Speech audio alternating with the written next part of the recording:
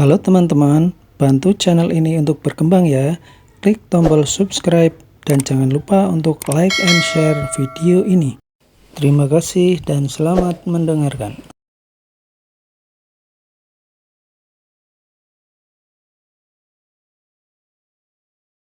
Bab 123, bersumpah untuk melindungi keselamatan Tuan Muda Valentino. Rain dan yang lainnya merasa lantai di dalam ruangan terus bergetar. Seperti sedang terjadi gempa.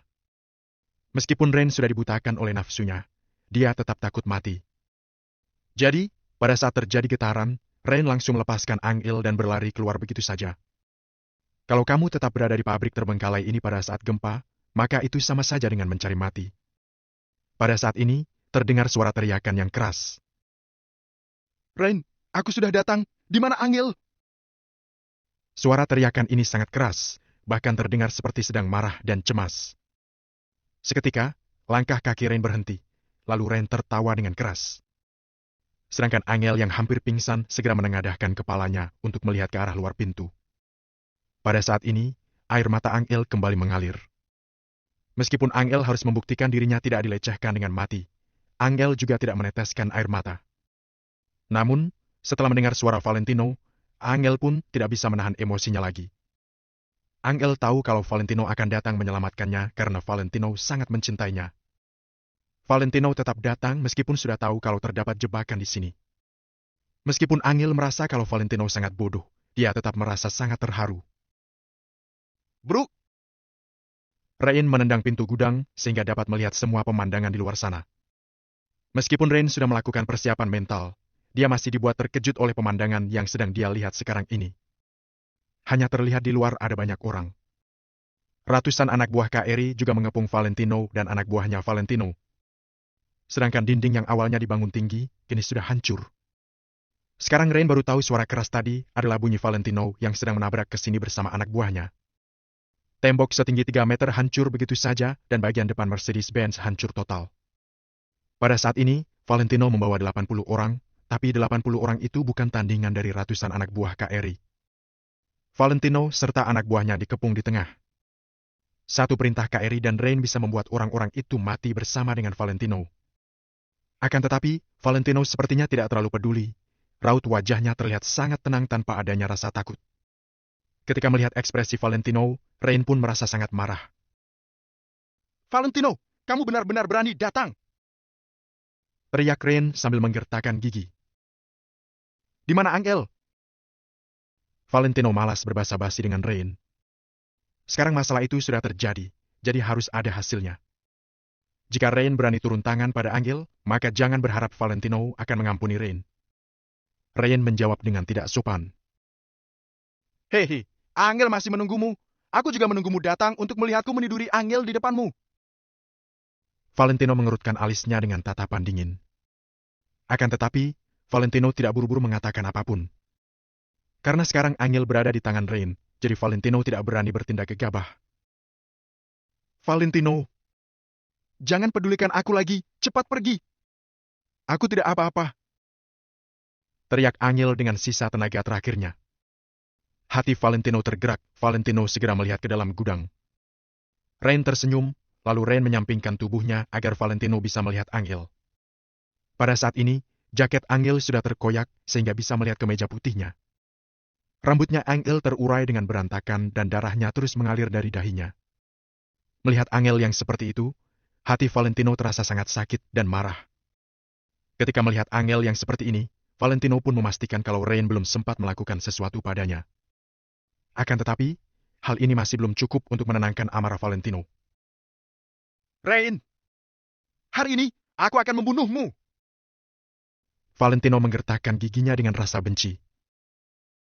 Haha, Valentino, kamu hanyalah orang yang tidak berguna. Kenapa kamu tidak berkaca untuk melihat seperti apa dirimu itu? Belum tentu juga kamu bisa berjalan sampai ke hadapanku. Siapa yang memberimu keberanian hingga berani mengatakan hal seperti itu di depanku? Ekspresi di wajah Rain sangat arogan. Hatinya Rain juga sangat senang. Semenjak Rain mengenal Valentino, dia selalu kalah dari Valentino. Tetapi kali ini akhirnya dia bisa mengalahkan Valentino. Bagaimana mungkin Rain tidak merasa sombong dan senang?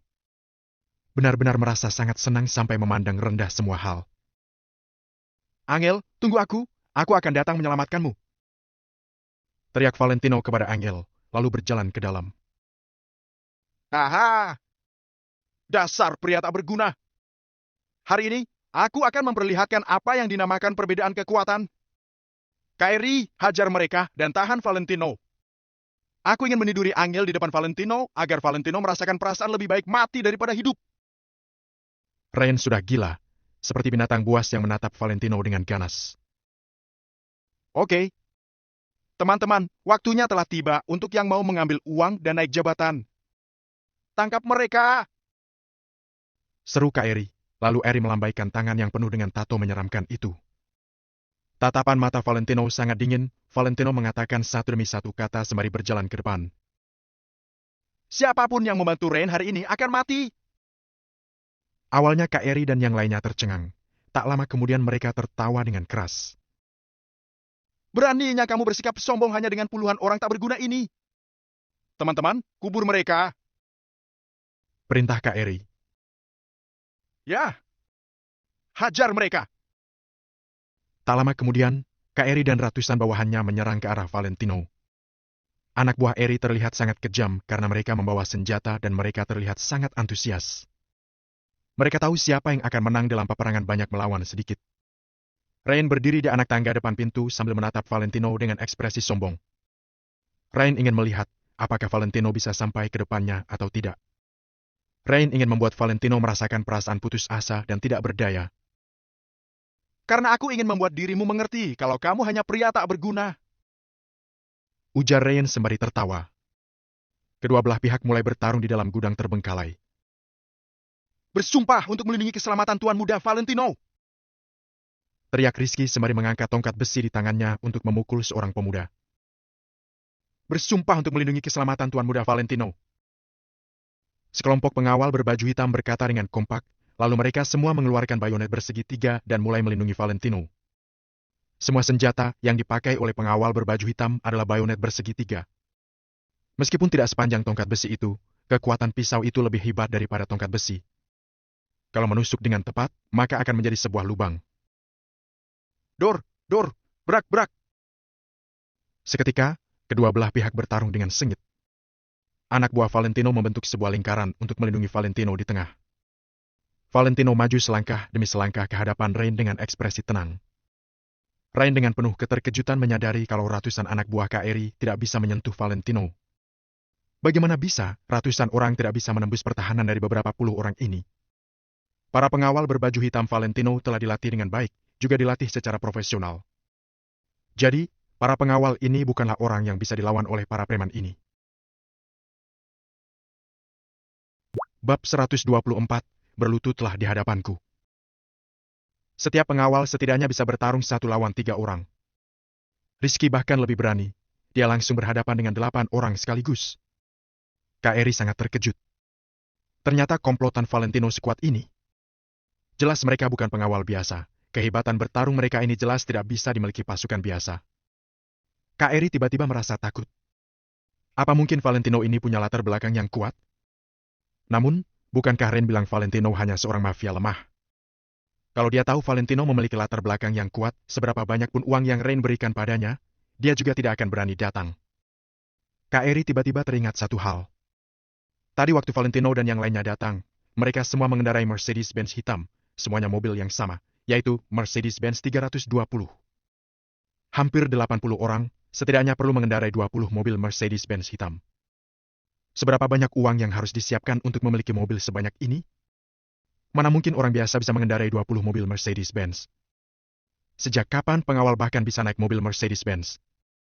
Kak Eri semakin panik, bahkan ingin semua anak buahnya berhenti melawan kelompok Valentino. Namun saat ini, kedua belah pihak sudah merasuk dalam pertarungan.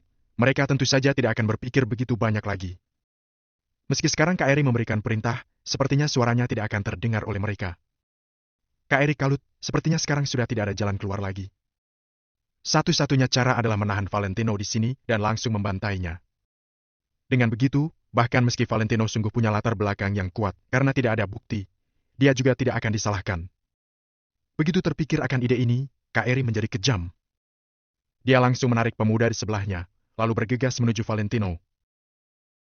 Valentino, kamu. Rain melihat Valentino berjalan ke arahnya selangkah demi selangkah. Meski rombongan Kak Eri berusaha menghentikannya, Valentino tetap berjalan perlahan mendekati Rain. Sekarang, jarak di antara mereka hanya kurang dari 10 langkah. Dengan kecepatan Valentino berjalan, dia akan sampai di hadapan Rain dalam waktu 10 detik. Tidak ada yang menyangka akan seperti ini akhirnya. Ratusan pasukan ternyata tidak berdaya melawan puluhan orang ini. Benar-benar di luar akal sehat orang-orang. Kesetiaan para pengawal berpakaian hitam ini pada Valentino lebih mengejutkan semua orang. Di antara mereka, ada seorang pengawal yang sudah dipukul 7 hingga 8 kali dengan tongkat. Meski begitu, dia masih tidak mundur. Pengawal itu menggelengkan kepalanya kuat-kuat untuk tetap terjaga, lalu mengibaskan tangannya yang bersenjatakan belati dan menikam pemuda yang paling dekat dengannya. Dalam pertarungan ini, semua orang mengerahkan semua tenaga. Semakin setia para pengawal berpakaian hitam itu pada Valentino, Kak Eri semakin merasa bahwa Valentino bukan orang biasa. Kalau tidak, memangnya siapa yang bersedia mati untuk orang biasa? Sama seperti Rain, meski dia sudah memberi Kak Eri banyak uang, Kak Eri hanya membantunya saja. Tidak peduli berapa banyak uang yang Rain berikan kepada Kak Eri tidak akan mengorbankan hidupnya kepada Rain. Jadi, apa yang dilakukan pengawal berpakaian hitam ini sudah cukup untuk membuktikan bahwa identitas Valentino jelas tidak sesederhana yang dikatakan Rain. Oleh karena itu, Kak Eri semakin bersikeras untuk menangkap Valentino. Karena mereka sudah mencari masalah dengan orang ini, lebih baik diselesaikan dengan kematian Valentino supaya ke depannya tidak menimbulkan masalah. Meskipun para pengawal berbaju hitam itu kuat, mereka tetaplah manusia, bukan mesin yang tak kenal lelah. Tak lama kemudian, mereka pasti akan kelelahan. Bahkan serangan mereka sudah jauh melambat. Sedangkan pasukan Kak Eri beranggotakan ratusan orang, mereka terus menyerang bergerombol seperti kawanan belalang. Biug. Akhirnya, ada seorang pengawal berpakaian hitam yang tiba-tiba jatuh di tempat setelah pelipisnya terpukul. Sial! Marah pengawal berpakaian hitam lainnya dengan kesal, lalu buru-buru melangkah maju untuk mengisi celah. Kalau pihak lawan menerobos lingkaran ini, Valentino akan berada dalam bahaya. Rizky juga tidak mengatakan apa-apa, hanya berjuang mati-matian untuk menahan serangan Kak Eri. Saudara-saudaraku, bunuh mereka! Teriak Kak Eri dengan lantang sembari bergegas menyerang. Semakin banyak pengawal berpakaian hitam yang berhasil dikalahkan dan jatuh berguguran. Kesenjangan kedua pasukan semakin besar. Akhirnya, seorang pemuda maju dan hendak memukul kepala Valentino dengan sebuah tongkat. Brengsek! Rizky tiba-tiba berbalik badan, lalu menghunuskan bayonet bersegi 3 di tangannya. Hanya badan belati saja, tidak termasuk gagangnya. Tenggorokan pemuda itu langsung terbelah. Dengan mata yang melebar, pemuda itu langsung jatuh ke tanah dengan tubuh yang masih kejang.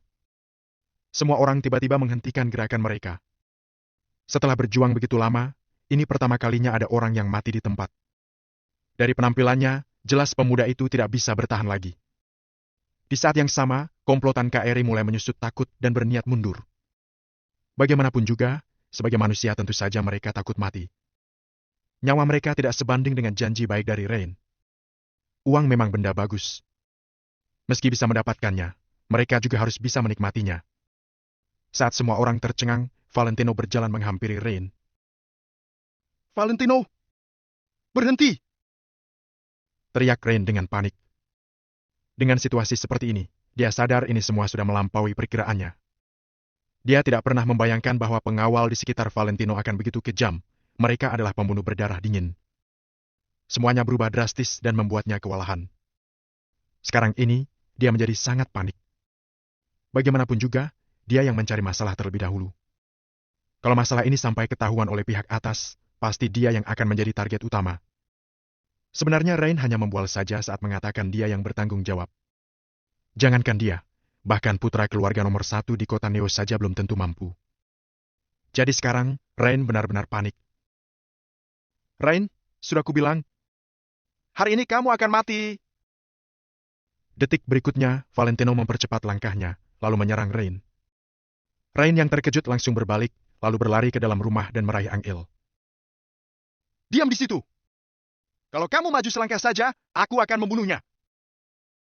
Entah dari mana, Rain mengeluarkan pisau kecil dan menekannya langsung ke leher Angel. Gerakan Valentino seketika berhenti. Dia tidak berani bertaruh, apakah Rain punya nyali melakukan hal itu atau tidak. Angel yang menjadi pucat karena tertekan oleh pisau pun jadi gelisah. Selama lebih dari 20 tahun hidupnya, ini adalah pertama kalinya dia begitu dekat dengan kematian. Selama tangan Rain menekan lebih kuat, dia mungkin sudah akan mati di tempat. Lepaskan dia! Lampiaskan semua kebencianmu padaku!